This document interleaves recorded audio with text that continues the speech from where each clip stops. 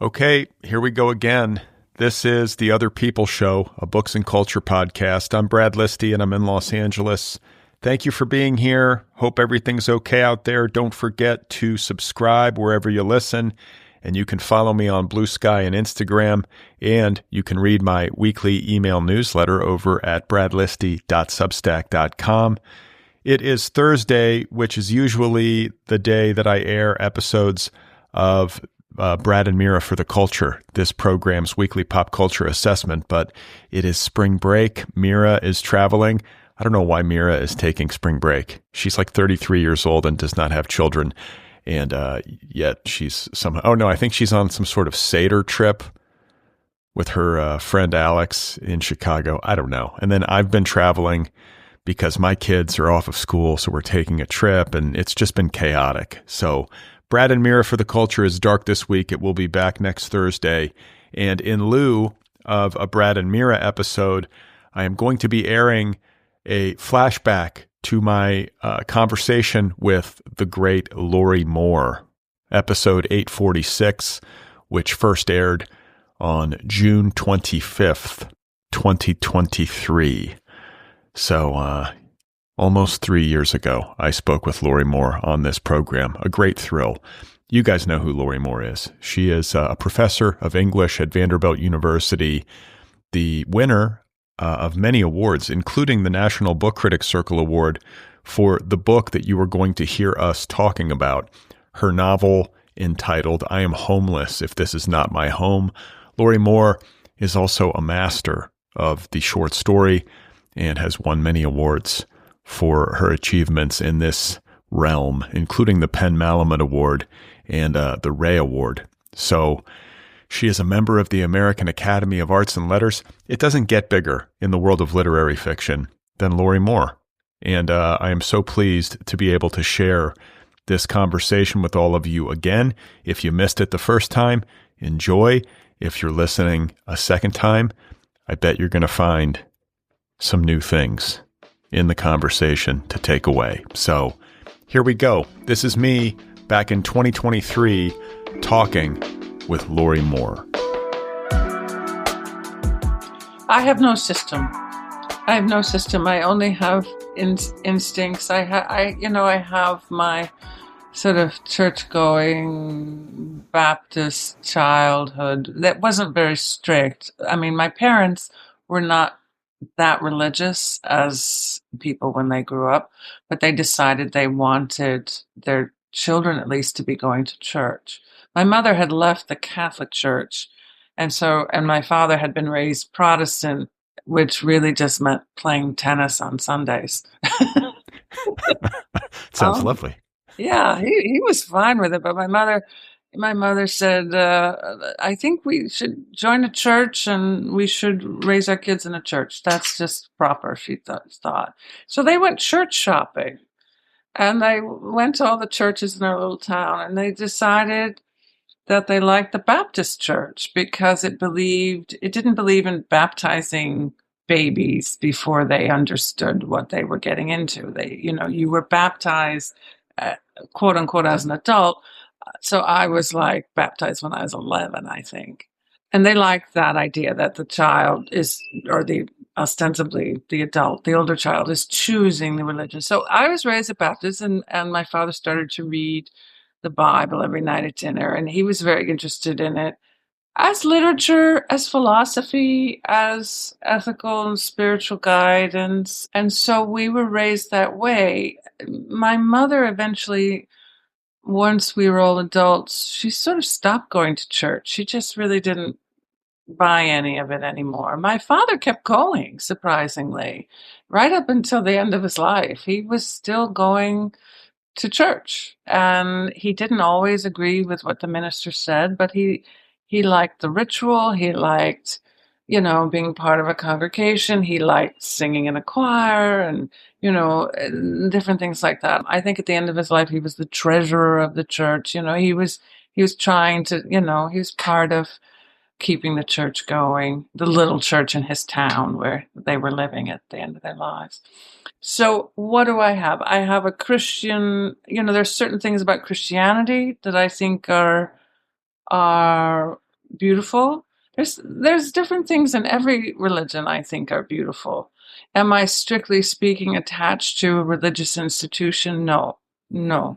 And so the book that I wrote is really more about the psychological aspects of dealing with grief, dealing with the possibility of an afterlife, the possibility of resurrection, but it's not done in a religious way. It's really done in an emotional and psychological way, because primarily it's a love story and a ghost story, sort of, but it's about how difficult it is to let go of people you lose and how unbelievable it is that they are no longer around. And so this main character takes his disbelief and goes on an adventure with it. And there's another, the 19th century narrative strand, of course, also has a slight disbelief in the death of someone. In that case, it's the disbelief in the death of John Wilkes Booth, which was quite rampant in the South in the 19th century. People claimed they had seen him. People claimed to be him. And there is some iffiness about what perhaps happened to him. Okay, so that's interesting. And I think for people who are listening who haven't had a chance to read, we should note that in your new novel, you are not necessarily alternating in a literal way, but you are going back and forth between voices. There is a voice written in, I believe you would describe it as a postbellum. Is that the right term? I don't actually know. Someone has used that term. I mean, yeah, I would say that's probably right. Yeah. So 19th century, after the Civil War, you are writing in a Southern dialect. And you know what it reminded me of? Is it reminded me of watching Ken Burns' Civil War documentary. I don't know if you, yeah, because there would be these lovely letters written from soldiers to their mothers or whatever from the front in the Civil War. And what I would always laugh about when I was watching that documentary is how, like, any random soldier, it seems, based on what plays in that documentary, is a better writer than I am. Like, they just write these lovely letters. There was something about that era. They wrote beautiful letters, and then they had actors read them. And there was also that famous diary and Julie Harris was the voice for that famous diary. Oh, and I'm blanking out, but I did read the entirety of that diary, which is also a beautiful diary.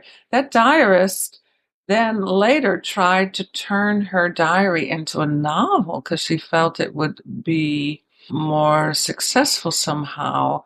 She died too soon before she finished it, and it's widely thought that Margaret Mitchell kind of stole a lot from it for Gone with the Wind.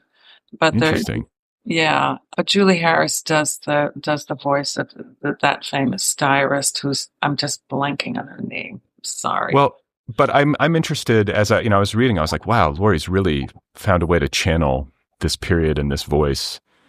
And it sounds like you did some research. I was wondering how you built that particular language. There had to be some source material that you were using to sort of get the music in your mind. There are terms that are very era specific, and I'm wondering how you arrived at that.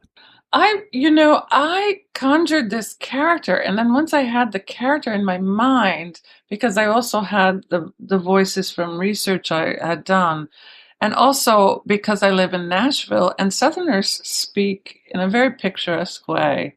I mean, Nashville's a mix of Northerners and Southerners, but I just could hear this character's voice in my head.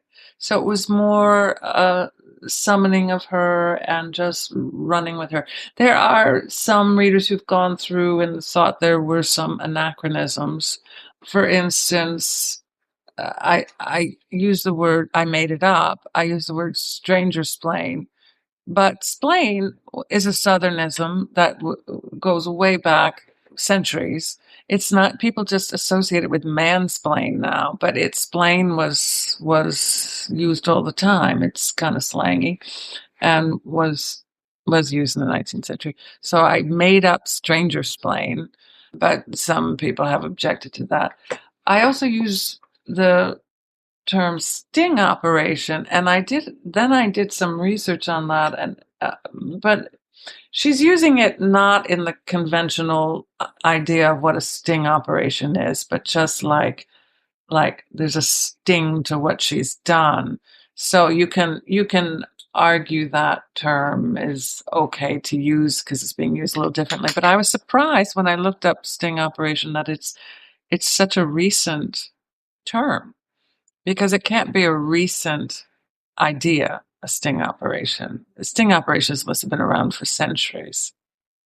But the term itself. The term comes from the 70s, supposedly. Or at least the internet, that's all it can trace it back to.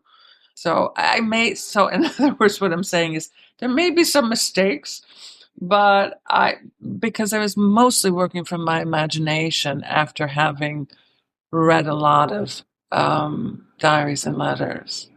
Okay, and those sections, those chapters of the novel are epistolary. They're written in this woman Elizabeth's hand. She's writing to someone and is, basically just talking in her own voice. And then we also, in other chapters, follow the story of a man named Finn, who is, how do I put this? Awash in death. I mean, like so much loss. He's surrounded by loss, basically, and is grappling with it, and is a very sympathetic character. Oh, good. I'm glad you like him. I like him too. Yeah. He's trying his best, is the feeling that I have about him. Yeah. He's trying to make sense of life and death, as we all do, especially when things get rocky. And I read where you said something to the effect of, death was on your mind when you wrote the book. You had known a lot of people that had died, and you thought to yourself, like, how can we accept this?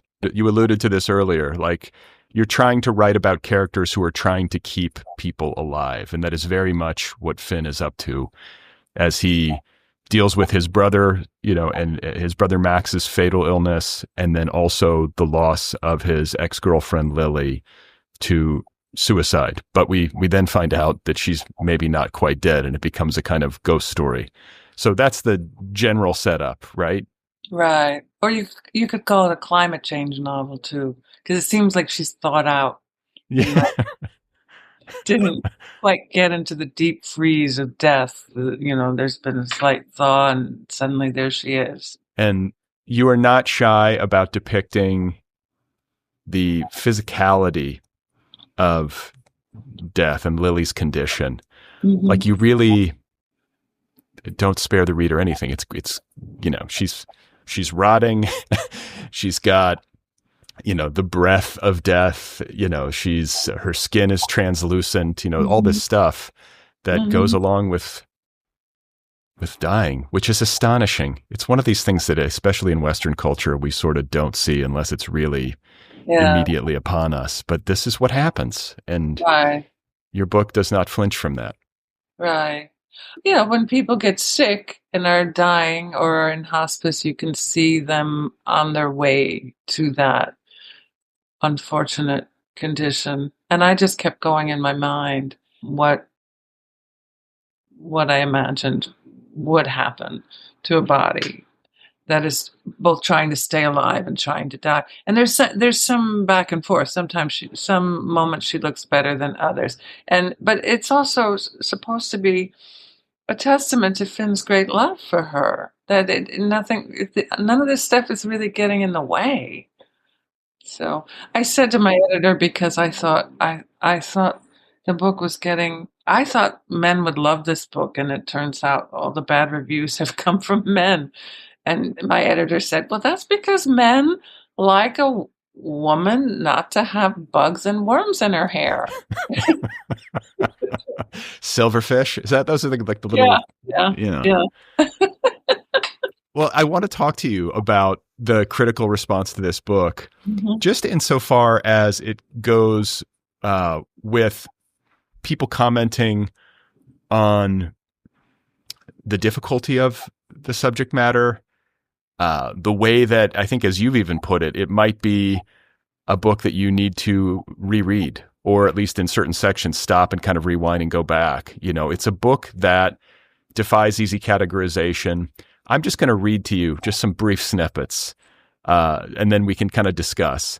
Ron Okay. Charles says it Oh, feels more wow. like a seance than a novel. David Wow. Ulin calls it a metaphysical meditation. Perul David Ulin's. Segal. Oh, David Ulin's review was good. I exclude him from the group of Right. male reviewers who didn't get it, but Ron unfortunately didn't get it. So Perul Segal says it's a quote, a work of such determined strangeness and pain. I really latched onto the phrase determined strangeness, and we'll discuss that in a second. Dwight Gardner, fluky, fitfully funny, and folk horror adjacent. Maggie Doherty in the New Republic, who wrote a review that I quite liked, says Moore's fiction is becoming. Oh no, that's Dan. That's Dan Cois, or how do you pronounce his last name? Voice.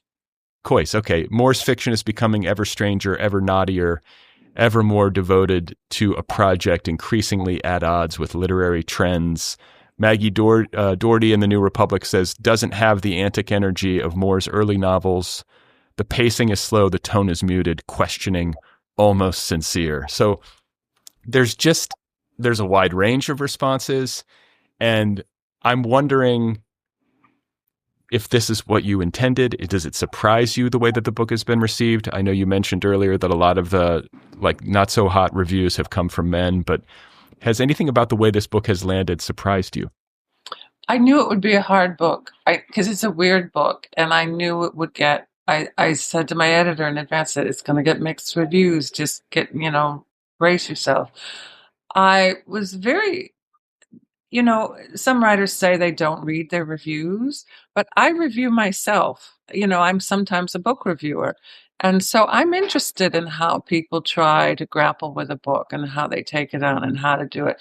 And I frankly would not have wanted to review this book. I think this book would be very hard to review.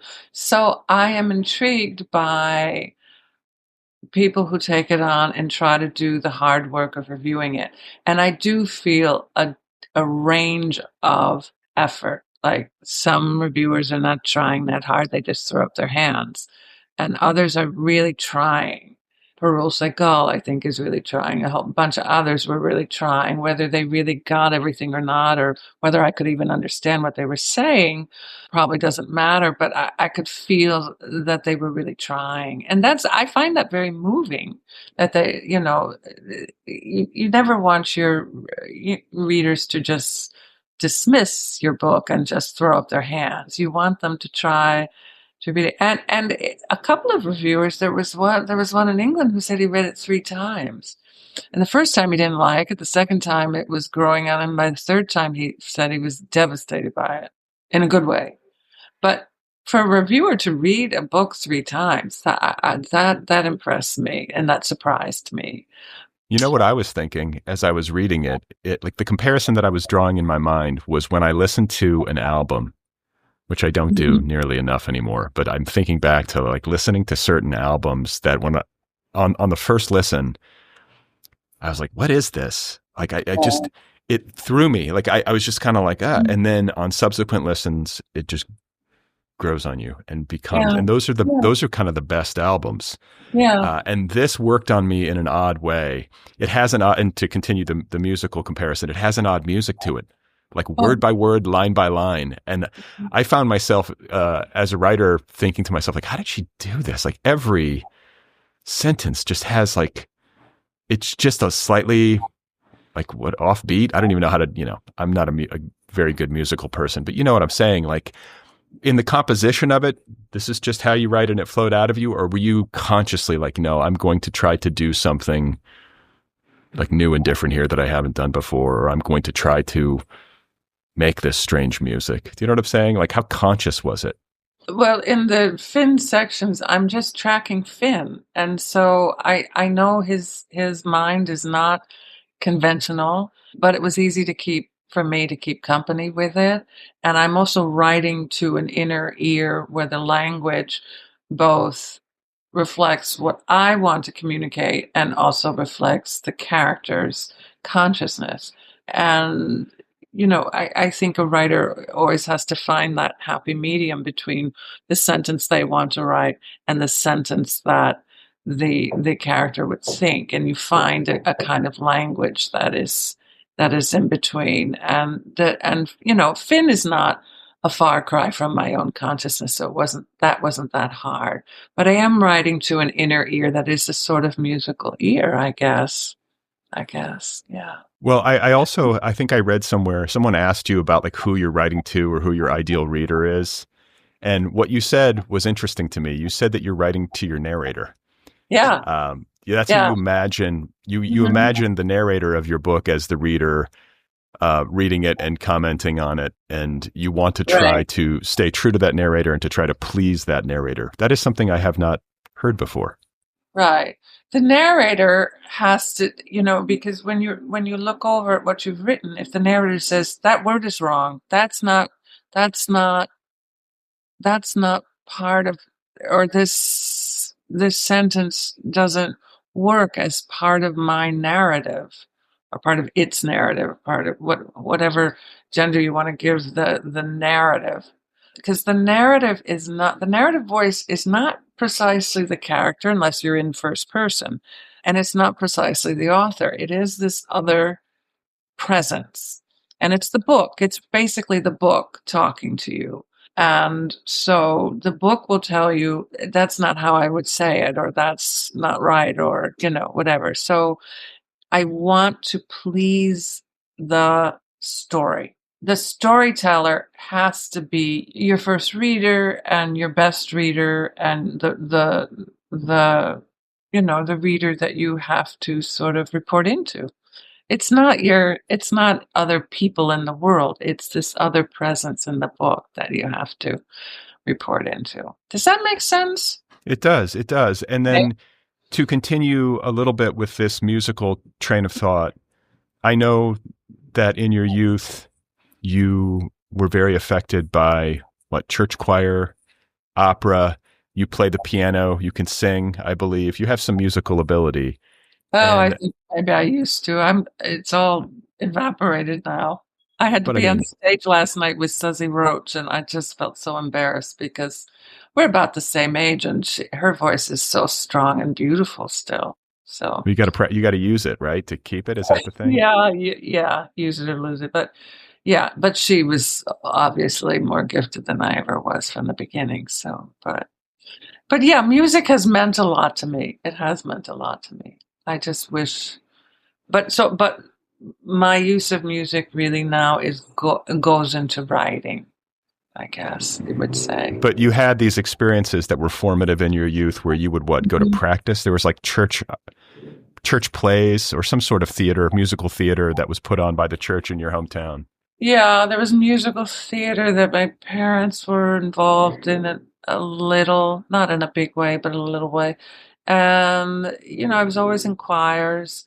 And when I was a child, my friends and I, we would all just get together and sing or play and then in high school we'd get together and play guitars after school. Now kids are so middle class kids, all focused on their, homework and their college applications. It's all so sad. But we would get together and play the guitar, play the piano. We were singing, and music was just something we just did for fun. We didn't do it as an activity to put down on our college applications. But yeah, music. And my father was very musical and composed things. He composed things, and we got them written down. And he wrote for a choir years ago that would sing his pieces, and one of his pieces is so beautiful. I just can't believe how beautiful it is. So I hope we don't lose the score to that and we keep it around, because it's a very lovely piece. That's a great thing to have. Yeah. And my grandmother was a singer. She went to the New England Conservatory. She was a real, classically trained singer.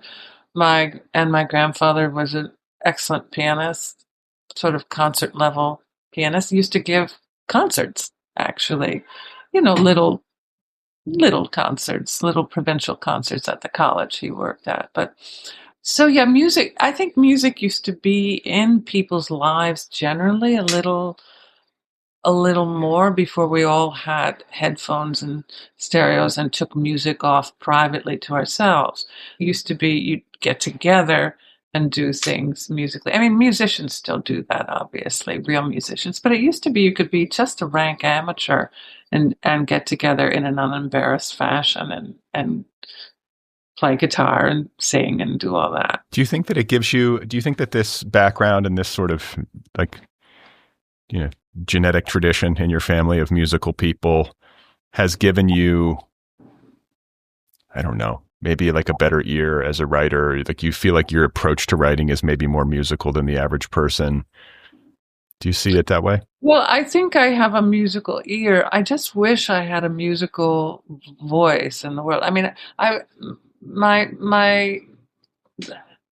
mother would be told by my music teachers, "Oh, Lorrie has a very good ear." But I could never, what I really wanted to be was a singer, and I didn't have a really good voice. But so the voice I hear when I write or when I write to my inner ear, is nothing that I can create with my voice. It's just a kind of mental voice. Last night, James Naughton read a section of the novel, and I don't know if you know him. He's done a lot of musical theater. He was in City of Angels. Did you ever see that or know of that? No. Musical about LA? But he has a great deep voice, and he read so beautifully. Everyone was so stunned. And it was really, I suddenly felt like a songwriter who had written a song and then was hearing it transformed by a singer, and that the song no longer belonged to the writer. It now belonged to the singer, which is what happens with songs. Songs sort of, if a singer can really sing it well, they own that song.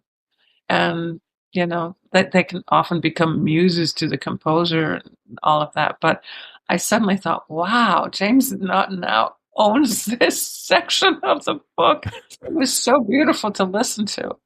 Well, yeah, no, I've heard through the years, like in, reading interviews with musicians, that one of the things that musicians love most of all is when other musicians cover their work. It's such a it's a thrill. It's a thrill, especially when it's done well. If it's done well, if it's not done well, it can't possibly be a thrill. Right. But right. if it's done well, it's just taken away from you and becomes this other thing that you get to experience totally anew. And that's the experience I just had last night. That's great. And yeah, that's great. Along these same lines, I think somebody has asked you who the ideal reader is for you and who you wish would read your book. And your answer, again, struck me. You said someone who loves to make operas out of novels. Yeah, because I sort of feel this book as an opera. Why? And that it could be made into an opera, because it's got a lot of arias and duets, and it's got a sense of tragedy and theatricality, and it could be made into an opera, I do believe, but someone would have to write the music for it. So I think I said in answer to that question, Massenet, because Massenet did write a number of operas based on novels. I'm not sure who else has, but I'm sure there are others. And you're a fan of opera. Yeah. I mean, I'm not an expert, but yes, I'm an enthusiastic fan. Yeah. It's powerful. I've only been I've never been to an opera. What? No, I have not. You have to go. But I have been in a room. I was at like a poetry reading, and people were kind of doing their spoken word, and everybody was like snapping. This was years ago when I was young. And then an opera singer got up in this, it was like in a loft space. And I was sitting on the floor in the front row. And she was like 3 feet from me and singing like right over the top of my head. And it was so loud and so powerful that I wept. That's not uncommon, right? Oh, that's why you go to operas. You go to just cry. You forget that's why you go, but then, because it hits some part of you, and you have this sort of release. I wonder what she was singing. Do you remember what aria she was singing? No, I don't. yeah, I was just so impressed. I mean, it's just amazing to me the vocal instrument that these people have, the volume they can hit, the power of it. I don't think I fully understood, until it happened 3 feet from me. But another one of my gaps. I've got to go to an opera. Well, start with Puccini. That's the most accessible, and then you can wander away and do some harder ones and some more boring ones.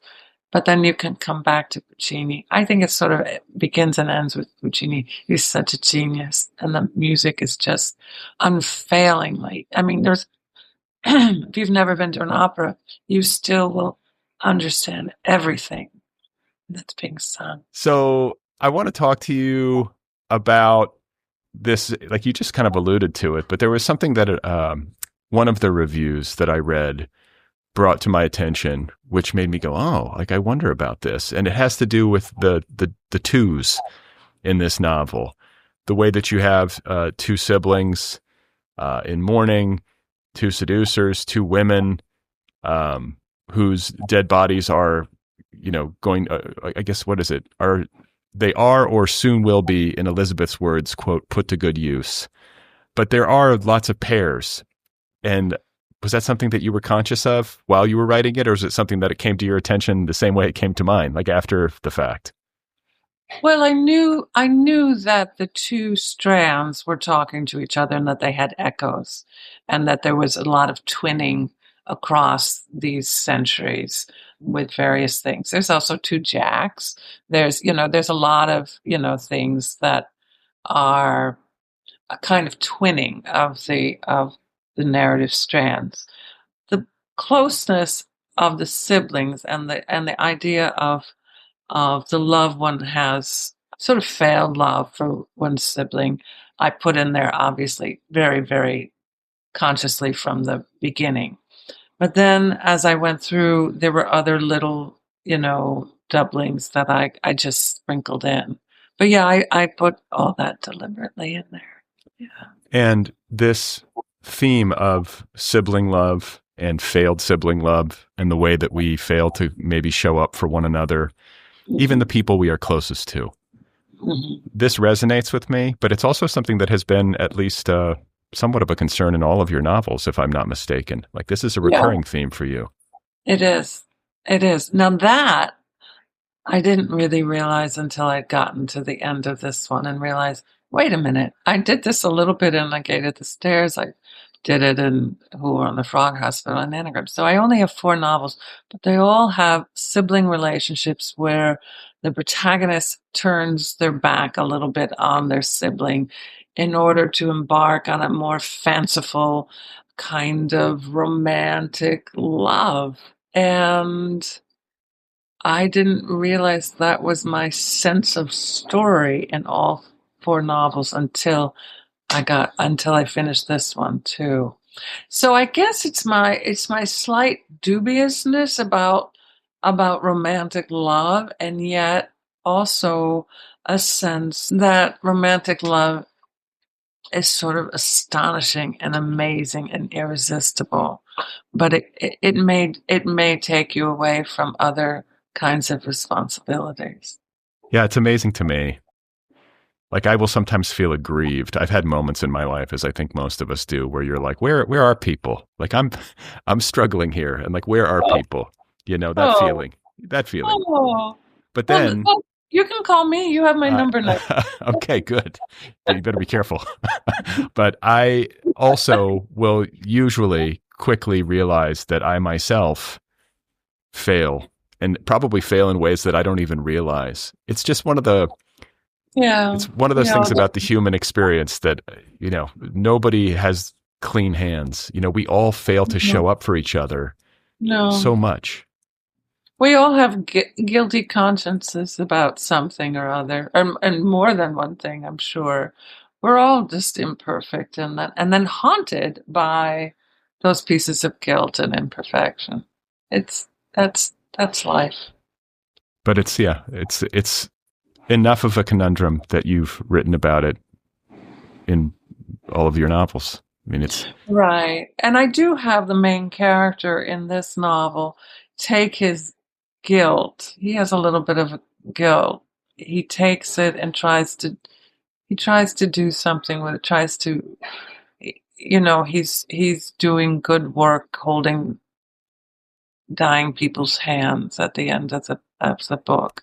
He's trying to give back something he didn't quite succeed in doing before. So there are little compensatory things that characters try to do when they have, and people try to do when they have failed at something large, then they try to do a collection of other things in compensation. Yeah, I found myself, and you're referring to Finn, volunteering and doing hospice work. Right. And I have to confess, when I read that, I was like, I wonder if Lorrie's ever done that. It's one of those things I've actually thought about. Like, what a lovely thing to do. I think maybe if I have to be, or if I'm going to be totally honest, there's an element of self-interest. Like, I think I need to be in closer confrontation with death. It'll make me have a better perspective on life, and it'll maybe diminish my fear if I get right up and see it. But I think also it's just a lovely, giving thing to do, especially when people are alone in this last stage of life. Have you ever volunteered in this way? I'm not even sure that kind of volunteer work is possible. I assume it is. I made it up. I haven't done it. Okay. I mean, but I was thinking, if I were in hospice, I wouldn't mind a perfect stranger coming and holding my hand. I mean, we do know that you can volunteer to hold babies in hospitals when the parents can't be there. I mean, I know people who've done that volunteer work. I don't know about the hospice volunteer work. I just assume that somewhere that work exists, but I haven't investigated or done it myself, but I've imagined it. And I imagined it for Finn. Yeah, okay. Yeah. I'm trying to think. My grandmother had dementia, and she was in a nursing home in her last stage of life, and she passed away.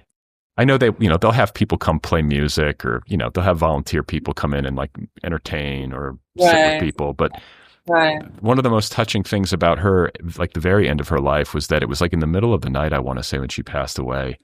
And the nurse who was on staff, who was with her, sang to her. It's like this lovely Southern woman who like sang to my grandmother, and I was like, oh, I'm happy that happened, Yeah, if I were to rewrite this novel, maybe I'd have him singing. That would be maybe better, because they have found that, especially with older people who are in cognitive decline, that the singing doesn't go away.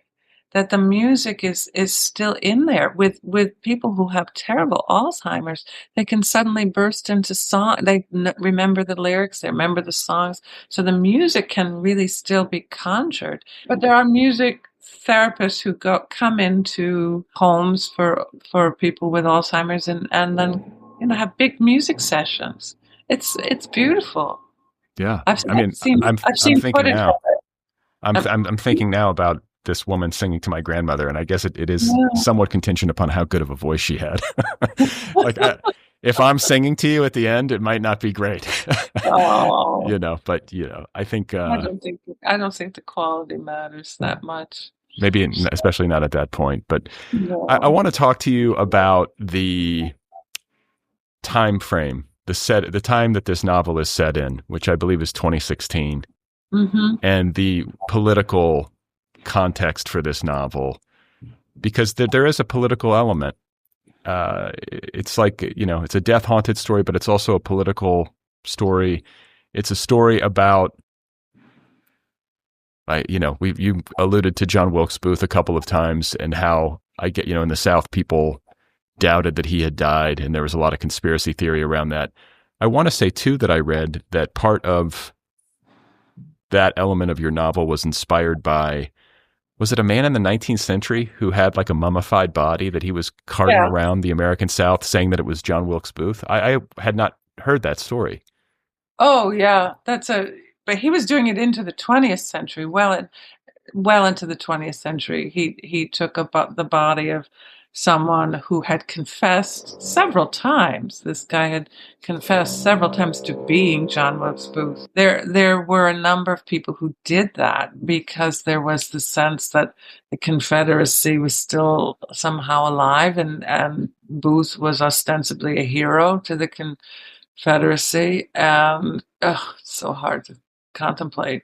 But yeah, there was this Memphis lawyer who had his eye on this guy, and as soon as this guy died, he took the body, mummified it, and brought him around to carnivals to make the eye color was not correct, so that was inconvenient, and so he glued the eyes shut.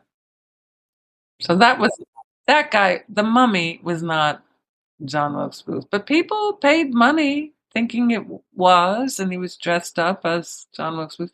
And eventually the mummy went missing. By the 1960s, the lawyer's family didn't know where the mummy was. They might have just tossed it in the trash. I don't know what they did. It's so But crazy. it's crazy. But if this was part of the inspiration, or I mean, this was something that inspired you as you were writing this novel, and the ways in which the times that we have been living through have seen this resurgence of, how shall we put it, the Confederate impulse. Yeah, absolutely. So it's kind of still there. Yeah, it's has a slightly different shape, and it's sprinkled around the country a little differently, but yeah, it's there. And this is, there's a grief, I think. I mean, there's obviously grief at the heart of this novel, and the grief has to do with the loss of loved ones most centrally. But I think that with all of the political tumult that we have been living through, grief is a big part of it that maybe doesn't get foregrounded as much as it should. That was my experience of it. There's a lot of grief associated with what this country has gone through over the past several years, and just how crazy things have gotten. And I think it's like a grief for the present and the future. It's like, what are we doing now? Where have we been? Where are we going? It's all of that. Well, if you look at the past 250 years of this country, I mean, it's a relatively young country, and the last 250 years have been crazy. The whole history of this country is crazy and violent and tragic, and there are many, many things we still haven't recovered from. I spent 4 months in Berlin this past winter and spring, and I wanted, and they're still processing so much. It's not just the Nazis and the Holocaust that they're processing, because that is so huge, and for young people, I mean, someone told me about a 7-year-old, his 7-year-old nephew, who, when told about the Holocaust, he said, "What? You're making that up. You're just making that up. That couldn't have happened." So it's really so difficult to believe for young people. So all of that is being processed. But also the reunification of the city is really complicated. And people are still talking about it and dealing with it. These side-by-side countries that were, right next to each other with a wall in between. And it was really profound and weird. There was no other city in the world that was quite like that. And they're still dealing with that. There were many, many East Germans and East Berliners who were very idealistic about their socialist experiment, and who are still mourning in some ways the triumph of capitalism. And others do not feel that way. But there's a lot of conversation, a lot of grappling. It's complicated and interesting. You feel tension, like in addition? I mean, is there like the kind of tension that we might see here in the States between the Confederate impulse and a more progressive contemporary impulse? Do you know what I'm saying? Like, is there any like hints of violence that you felt over there? Well, the hints of violence sort of come from a different direction. That comes from, the fascistic edges, the lunatic fringe there. But the conversation between the East and the West is really about citizenship. Do you want to be don't you want the best society possible, or do you just want to be a customer? And East Germans who are still like believers in their system feel they've been turned into customers. And so there's that conversation, and it's really just so close up because the city itself was divided that way. Hmm.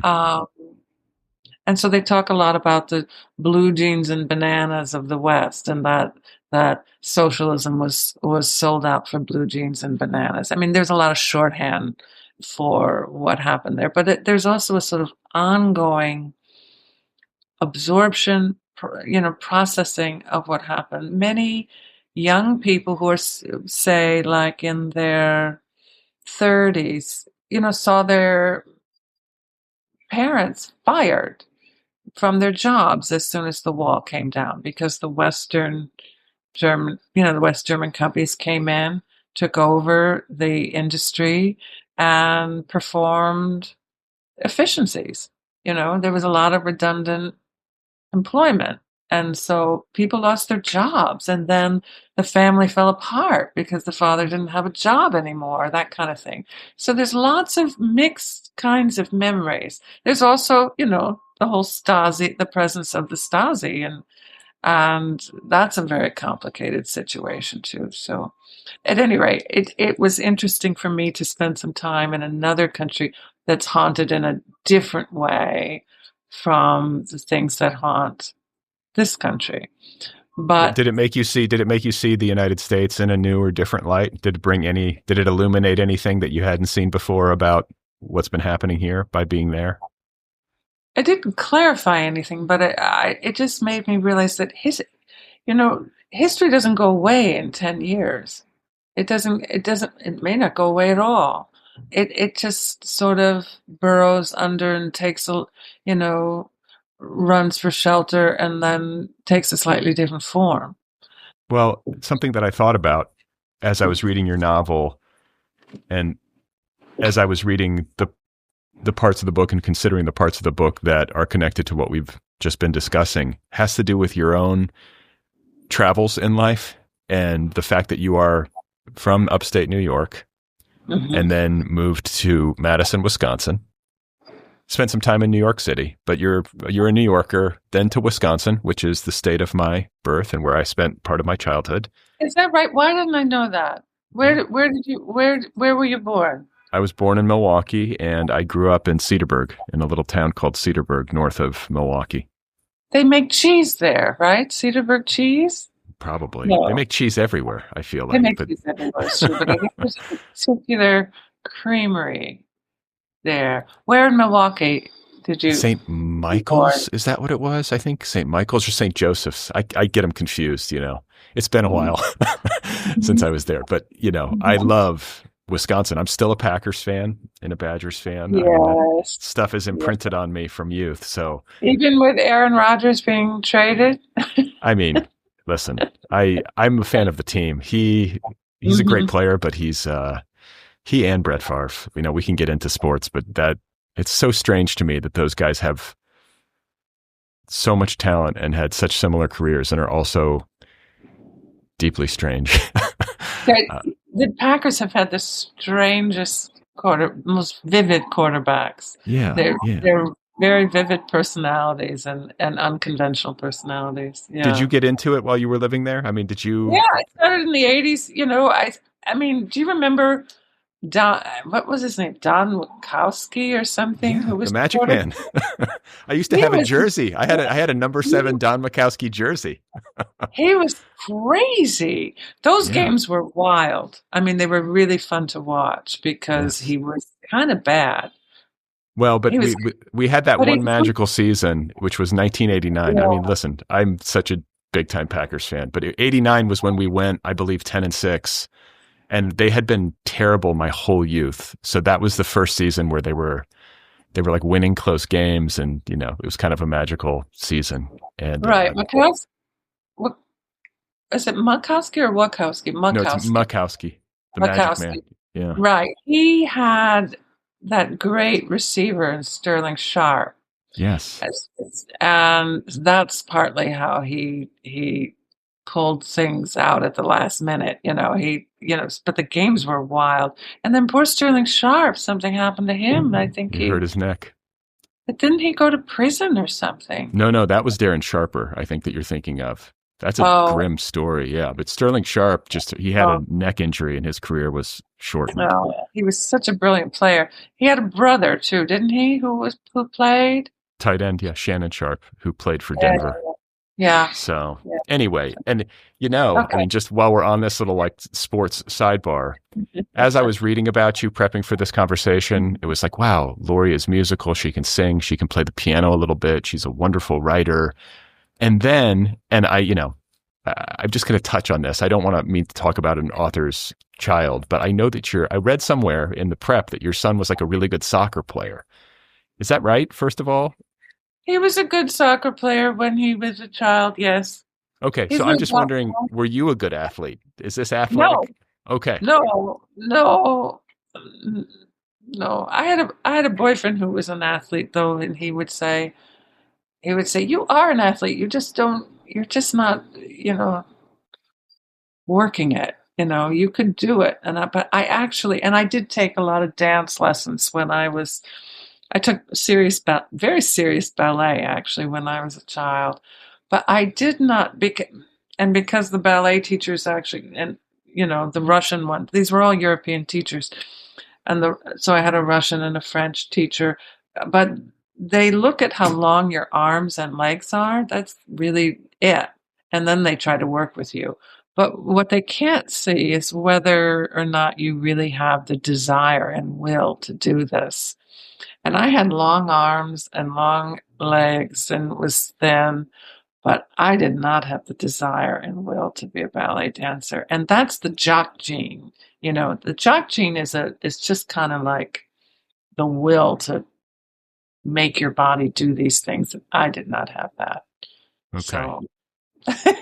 So yeah, I mean, ballet is particularly hardcore. I feel like ballet is especially punishing. That's a difficult pursuit. It is. I don't understand how anybody wants to put themselves through that, but it is a sight to behold. Yet another thing I am deficient in my understanding of is ballet. I need to go to, I guess, opera and ballet, but when you see people who can really do it, it's, they're fantastic athletes. They are.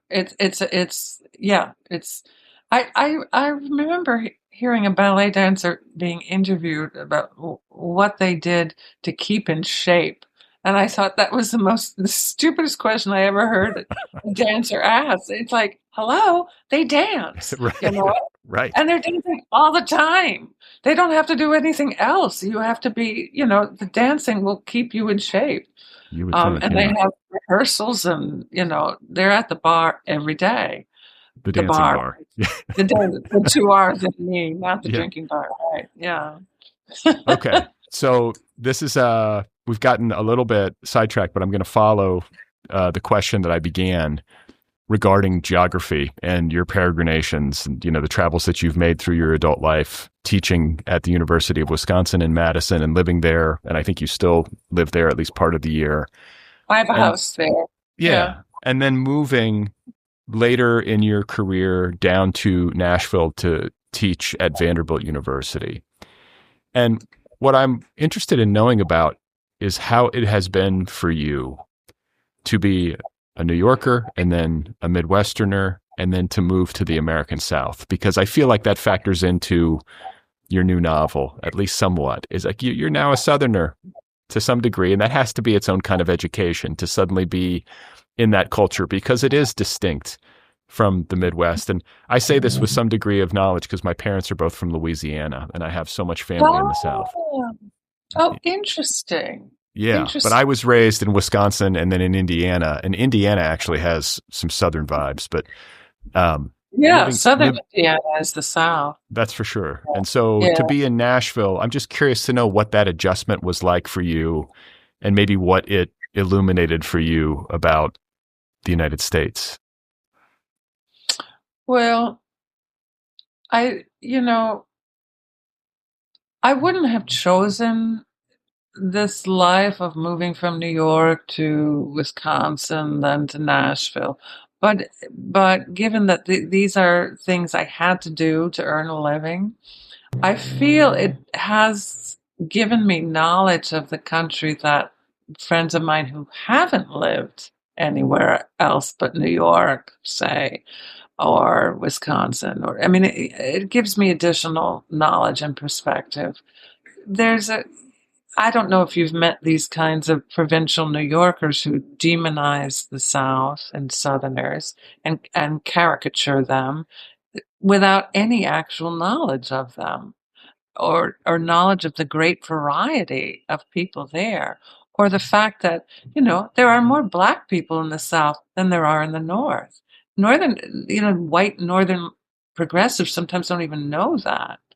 They Well, they say, don't. oh, let the This is South burn, let it go. And it's like, there's more black people in the South than in the North. And they go, really?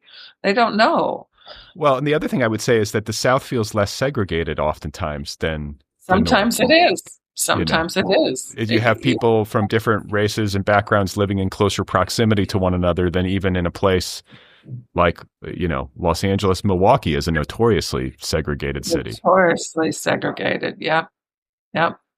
So, right. So Northerners can get smug, and I'm a Northerner, but I don't like that kind of, I just feel there's complicated history wherever you live, and you either choose to look at it and acknowledge it, or you can just point to other places that you find inferior and feel better about it. But the South is complicated, and it's constant. Nashville's changing so much. It's really, and many people feel it's no longer the South, Nashville. It's become so infiltrated. Infiltrated is maybe not the right word, but lots of people from California have moved there.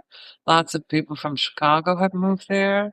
And I'm sure there are places in Texas and other places in the South that have, like Austin is like that. Is Austin really a Texan city? I think the rest of Texas kind of rejects Austin in some way. And I think that the same way sometimes that Wisconsin rejects Madison as not really belonging to the rest of the state. And Nashville has a little bit of that. Tennessee is complicated. But so I do feel I've been but I also feel completely rootless, but I come from rootless people. My parents didn't have strong roots anywhere, and my grandparents didn't either. I had one grandfather who was an academic and the other one was a sea captain. So they both moved around. They were just moving. That's how I feel. I don't feel like super root. I mean, I've lived in Los Angeles longer than I've lived anywhere, but I'm not from here. And yeah, Los Angeles is a city of people who aren't from there, right? Yeah, yes. And so many people. Nashville's getting to be that way a little bit. So, yeah. But I feel like Nashville, I don't know, Nashville seems cool. It seems like an exciting place to live. Well, it's in transition right now. There's so much construction, and everybody's complaining about it right now because it's just kind of growing without good boundaries or plans, and it's not and good zoning and all of that. So we'll see where it lands, but there's a lot about Nashville that sort of feels thrown up in the air right now. And of course, COVID was very, very bad for the music scene there. Right. It used to be sort of a beautiful thing where you would go into any little coffee house or bar and that young people were lined up to play for you for free. It's fantastic. But then COVID just put the kibosh on that. And I started hearing young people talking about moving to Chattanooga because Nashville had gotten also so expensive. So we'll see. I mean, to be a young artist is hard. You have to, and New York has certainly gotten very, very hard for young people. And Nashville, I think, is getting a little hard for young people. I don't know about LA. LA is probably hard too, right? It is, yeah. The only thing that it has going for it is that it's so big. So there's a lot of room and space, and there's always it feels like there's always a neighborhood like further out east, which becomes the place. Wait, I don't know if we've exhausted every single one, though maybe we're on our way. But yeah, it's not simple, but it's easier, I think, than Brooklyn or Manhattan. I don't know by how many degrees. It's easier than San Francisco, and I think it's really just a real estate issue. It's just bigger. Yeah. So it can absorb more people. But you've gotten into country music, like you've kind of like adopted the culture a little bit that you're living in there in Country Nashville. music was never my thing. I like Americana. So for instance, Lucinda Williams lives in Nashville. Shelby Lynne and Allison Moore live there. That's my kind of music. Steve Earle lives there. Yeah. The hardcore Conway Twitty country thing. I mean, Conway Twitty has a great voice, but I mean, I'm not really a hardcore country fan, but there's so many different kinds of music there because the infrastructure is there for recording. So all kinds, I mean, people like Bruno Mars and Harry Styles and, people like them come into Nashville to record because those studios are beautiful. They're built into little houses on Music Row. And people, and there's a lot of studio musicians there. There are great sound engineers there. So it's a great place for music generally. And so it's not just the old fashioned country music. So before I let you go, I want to talk a little bit about your writing, like how you actually get it done. You have described yourself as a slow writer. So I feel an immediate kinship with you because I'm slow too. But you have been. I want to say I haven't read your novel, but the title of it is so fantastic. Be brief and tell them everything. It's just so great. Well, I appreciate that. I appreciate that. It's like, maybe this is something we could discuss. Like my book is very autobiographical. It is fictionalized, but it's pretty close to the bone. Just that particular book, that subject matter, that's how it came out of me. Do you have hard, fast feelings about like what fiction should be? Do you have the kind of antipathy toward autofiction that I sometimes read about? It seems like people have strong feelings about it. I don't. Like, I'm just wondering if you do. I don't have strong feelings. I mean, sometimes you feel, because I have to read a lot of stuff for admissions that come in for the for the graduate program, and sometimes you think, another story about a Brooklyn writer who's working as a barista. I mean, there are a lot of those. Yeah, I can imagine. But if something's good, it's good. It'll be good for other reasons. It has to be good because it's intelligent, and that its use of language is enlivening and interesting, and so a lot of it is tone and voice and a quality of mind that trumps I'm sorry to say Trump, but trumps the actual subject. You can take almost any subject and make great art out of it, even if it's being a writer in Brooklyn working as a barista. Yeah, I mean, I think that's my attitude. Great art. I think what I say is like to myself anyway, and sometimes I'll say in conversation, is that if something succeeds on its own terms, like that's the metric for me. So if somebody's writing like YA, then I'm not comparing it to, Tolstoy, and I just feel like if a thing sets out to do something and it feels like it succeeds on those terms, then I'm a fan and I'm applauding it, and that's kind of the way that I look at it. But I'm curious to know when you sit down to work, like I think listeners, especially writerly listeners, will be curious to know like how you work, how often you work. If you're slow, does that mean you're trying to work every day, or are you one of those writers who sort of works in bursts? I know you teach, so sometimes that means that it's the summer where you do a lot of the work. Like, just curious to know what it looks like for you. Well, it has changed through the years. I used to say to people, because it was really what I did, that you have to write every day. Just accept that. And that it doesn't matter how much you write, but you have to write every day something. Now there are days for me sometimes where I don't write every day, and so I'm violating my own advice and rules. But when when you have certain responsibilities or events in your life, I mean, you can't always give writing the priority that you would ordinarily like to. So it's a little catch as catch can.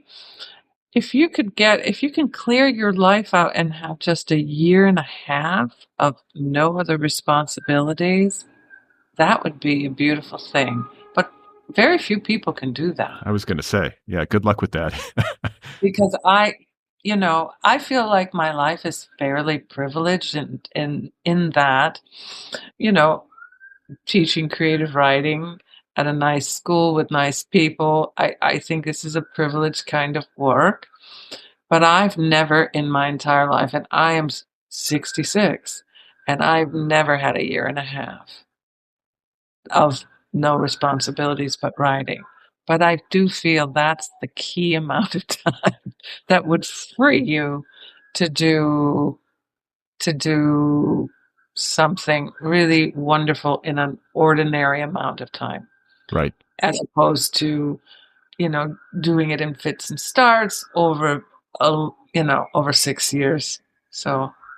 Well, but I feel like, maybe like just to play devil's advocate, this is what I will tell myself, that maybe if I had that year and a half, it wouldn't be good for the art. Like maybe there's something to be gained from that tension and from that, it kind of enforced downtime or being away from the work and wanting to get back to it, or, it's sort of like when I think back to when I was an undergraduate and I would have a semester where I took like a ton of courses and I got better grades than the semester where I didn't, sometimes having more to do makes you sharper or something. Right. And sometimes stolen time is really golden time. I used to sign up when I was young, I used to sign up for foreign language classes because I always wanted to learn like Italian or something. And then I would just stop going. I would skip the classes and then use that time to write. Well, so it was like, out. Yeah. So, Lorrie, I always ask people at the end of the conversation if they're working on anything new, and it's fine if you're not. I don't know what the state is, if you always have kind of an iron in the fire, but with this one now making its way out into the world, do you have other projects going, or are you in between? Because of the 4 months in Berlin, I have another project brewing at a very beginning level, but it will have a Berlin component, and whether it will be, what shape it will actually take, I'm not sure. I mean, I have some characters, I have some themes. I don't know finally what I'll end up with, but we'll see. I mean, is it a novel or is it stories? Well, that's what I don't know yet. Oh, okay.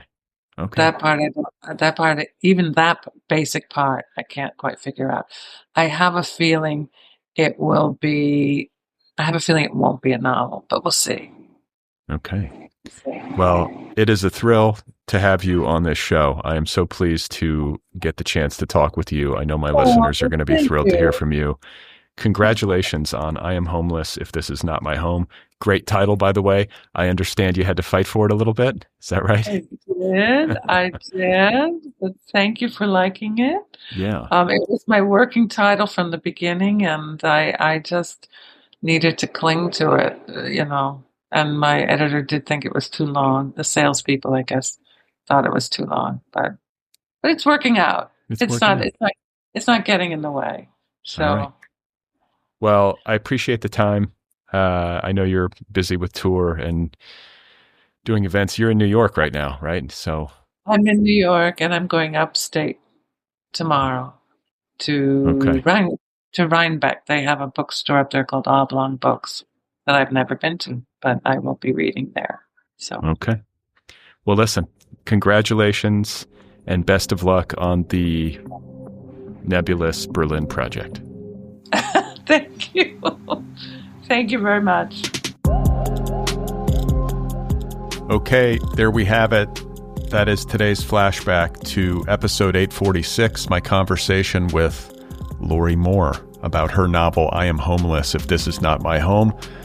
the recipient of the National Book Critics Circle Award for Fiction. Episode 846 first aired on June 25th, 2023. And I'm playing some kind of spooky music right now because Lorrie's novel is a ghost story. I don't know. I feel like it kind of works. I felt like I need to explain that because she's not traditionally thought of as somebody who writes spooky. But this novel's, like, it's not a horror story or anything, but it's got some gothic, macabre energy, if I'm remembering correctly. I remember lots of like death-related body stuff. It's a good conversation. What a thrill to get to talk to Lorrie Moore. And I hope you enjoyed it. I will be back next week with a regular schedule, I hope. That's the plan. And until then, don't forget to subscribe to this show if you haven't done that yet. Hit that subscribe button. Follow me on Blue Sky and Instagram. Sign up for my weekly newsletter over at Substack. Support the show over at patreon.com/otherpplpod, or join my book club, another great way to support the show. You can join the club over at otherppl.com. Get a new book delivered to your door every 30 days. I interview book club authors on this show. So that's going to do it. Read Lorrie Moore's work if you haven't done that yet. And I'll be back on Sunday with another flashback. And then on Tuesday, I have a really interesting episode. I'm going to be joined. Well, you know what? I'm not going to tell you. I'm not going to tell you. You're just going to have to wait and see. I know that's annoying. But here's why I'm not going to tell you. I don't have the person's official title in front of me, and I don't want to get it wrong. But it's a person with an official title. That's your hint. Coming up on Tuesday of next week. Okay? Okay. We'll talk to you soon. Stay tuned.